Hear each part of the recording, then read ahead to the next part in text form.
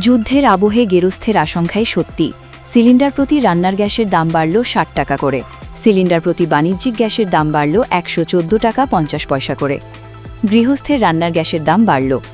গত ১ মার্চ বাণিজ্যিক gas cylinder প্রতি দাম বেড়েছিল ৩১ টাকা।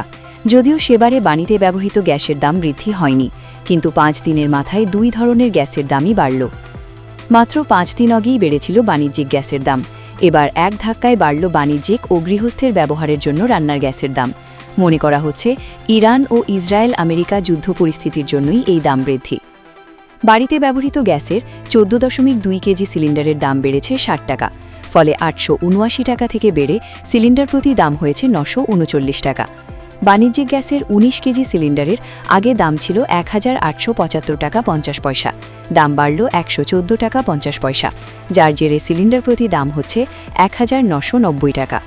প্রসঙ্গত, গত ১ মার্চ বাণিজ্যিক গ্যাস সিলিন্ডার প্রতি দাম বেড়েছিল ৩১ টাকা।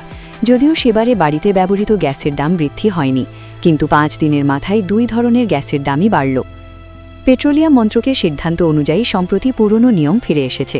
গৃহস্থেরা ২১ দিনে মাত্র একটি সিলিন্ডার কিনতে পারবেন। ইরান আমেরিকা ইসরায়েল যুদ্ধ পরিস্থিতিতে হরমুজ প্রণালী দিয়ে জ্বালানি আমদানি রপ্তানি কার্যত বন্ধ।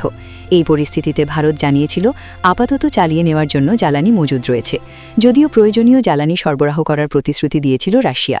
আমেরিকাও ভারতকে শর্ত সাপেক্ষে ১ মাসের জন্য রাশিয়া থেকে তেল আমদানির অনুমতি দিয়েছে। বড় বড় কাস্টমারদেরকে সাপ্লাই এখন আর দেওয়া হচ্ছে না।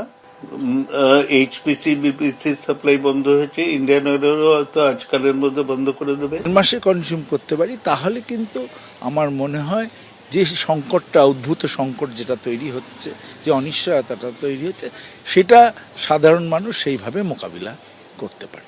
সাধারণ মানুষ তো মানে একদম সবসময়ই দেয়ালে সাধারণ মানুষের পিঠ থেকে যায়। তো সাথে ইন্ডাকশনও চলছে, অপশন রাখতে হচ্ছে, না খেয়ে তো আর কেউ থাকবে না।